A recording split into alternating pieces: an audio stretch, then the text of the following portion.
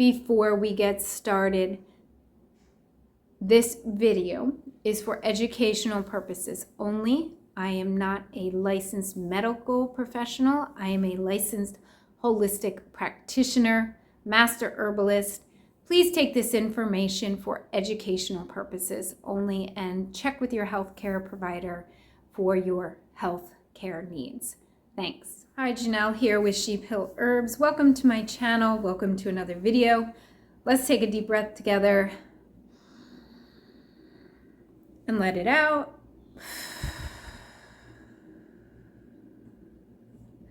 I pray that this video would be a blessing to you. Maybe it's the first time you're here. Welcome. I'm a master herbalist, Christian, and I am here to share God's herbs and natural healing with the world, with whoever is here.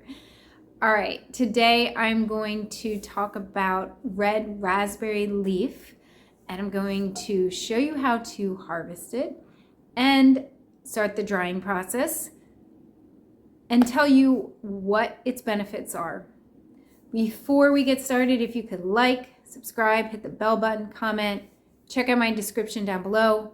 Head on over to my website. I have sheephillherbs.com, a page for 3 books I've self-published on Amazon, so check that out.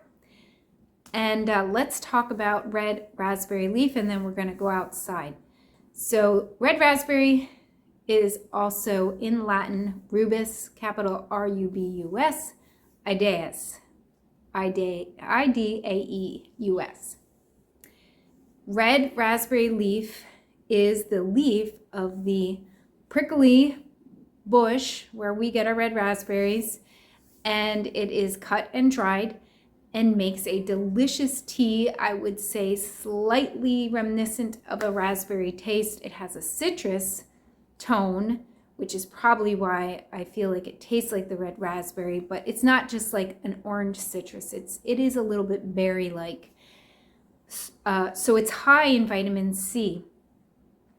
It is astringent, so it tones tissues. It can be used for diarrhea, IBS, toning the tissues of the intestinal tract, but its main purpose and use throughout history has been for women in aiding in easier childbirth and delivery. And the reason being is the herb, when you drink it, tones uterine muscle tissues.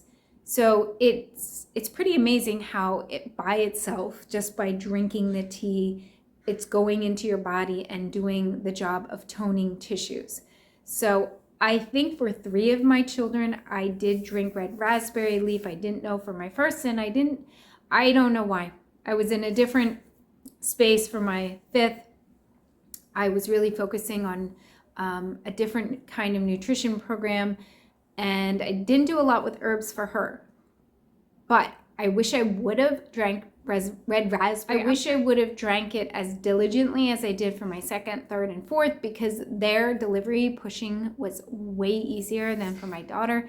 She still came out pretty quickly, but I had some bladder prolapse, and I really feel like if I would have continued drinking red raspberry as it was recommended to me for child 2, 3, and 4, then I would have had an easier delivery and recovery.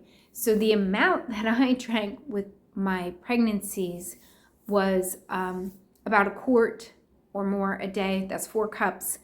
And I have seen lots of different warnings about red raspberry, not drinking it in the early stages, that it can cause uterine contractions. There's nothing that I know of that it does that. It is strengthening, and it is not a labor starting herb like some other herbs that we do reserve until the very end. However, it's always wise to check with your midwife or doctor. I never want to supersede by giving information. I'm just sharing educational information. You want to check with whatever your medical healthcare provider is suggesting. But for centuries, red raspberry leaf has been used, consumed that way. All right, we're gonna go outside and I'm gonna show you how I would cut the leaves and then go into the kitchen and do a quick drying method.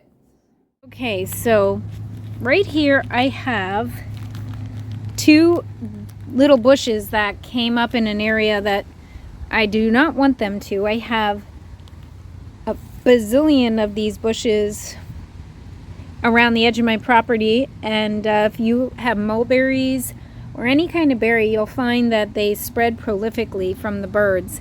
So I am going to collect the leaves before I pull this out of the ground here. And typically when I'm collecting, I would not take every leaf from the bush, but because I'm not going to keep these, I'm going to take quite a bit of the leaves. So you can see that there's the prickly stem, which you don't want to touch. I would recommend using gloves to handle this. The leaf is nice and smooth on the top, this green color. Underneath it is like a silvery gray, and it is prickly on the bottom. Now that goes away when you dry the plant or make tea from it. So I'm just going to cut off leaves right here at the stem, cut them off and put them in my colander. I am not going to wash them. People always ask me, like, do you wash your herbs? Well, first of all, you're not going to collect herbs from a location that has been sprayed with pesticides. I do also like to pick my herbs after it has rained, so that they kind of had a nice washing. The plants get funny when you wash them. If you've made pesto or something and you take your basil and you wash it, the structure of the plant changes and it becomes like mushy almost. So I really do not wash my herbs that I'm drying. They just absorb too much moisture. The better thing is either if you wanted to hose them off and then let them dry in the sun, or wait till it rains and then collect them. Okay, so I just want to go a little closer. I would not pick these little ones. Like I said, this bush I'm going to pull out. And if I were collecting on a bush that I was leaving, I would pick the big leaves like at the end. I would not pick these little ones here, the smaller sized ones. And you don't want to totally decimate a plant, or it will die if you strip all the leaves. For this instance, I am going to take some of these smaller ones because I am pulling this out. You can kind of just pinch them off. You want to fold the leaf down to pinch because of the prickly side, or you can use a scissors. See if I can just... So if I fold it in half, it kind of like protects my fingers from the prickle side, and you just kind of pull them off, and you can go about the process of collecting your leaves. There are many ways to dry, and I do have other videos describing how to dry herbs. For this particular plant, I am just putting a paper towel on a cookie sheet, and I'm just going to lay the leaves on here. This method works great if you are not drying a lot at one time, and if you have room to put trays out to dry. Other methods would be using a dehydrator, or I use a paper bag method. So I'm just going to lay this out, and this is a very, I want to say, thin leaf. It will not take very long to dry if you have non-humid conditions in your drying area. The stem would take the longest. And to determine if your plant is dried, you break the leaf, you crumple it, and see if it cracks. versus just bend. So right now there's all this moisture content. It's bending. It's not dry enough. I usually dry plants about 2 weeks. So that's about the standard. Sometimes a week if the temperature and where you're drying is good. I do not put them in the sun to dry. I put them in a darker room but with good air circulation. And you will want to flip your plant over like every day, at least once a day, just because if they kind of like overlap, you can have moisture stay there and then they can mold. So you're going to want to move them around. If they're in a paper bag, I shake the paper bag to get airflow in the paper bag, and I do have videos on how to dry that way. The finished dried leaf no longer has that bright green color. It's more like a grayish color, but it should have, that's a pretty good quality. Like if it's too light, it's old or not good quality. You can see some of the stems in here. This has probably been processed in a food processor to just grind it up. Some of the herbs I just tear up by hand, like peppermint, but this is a very light and fluffy herb when dried, so it's better if you chop it up in like a food processing machine. So there, that's what your finished red raspberry leaf would look like, and it's ready for tea. Did you know that I have 3 self-published books, and they are available on Amazon? You can search my name, Jenel Schaefer, and the title of my book on Amazon, or go over to my website, sheephealherbs.com, and on, I think, my second page, I have my books there, and you can link over to Amazon. So the first one is called All You Need to Know About Making Herbal Tea.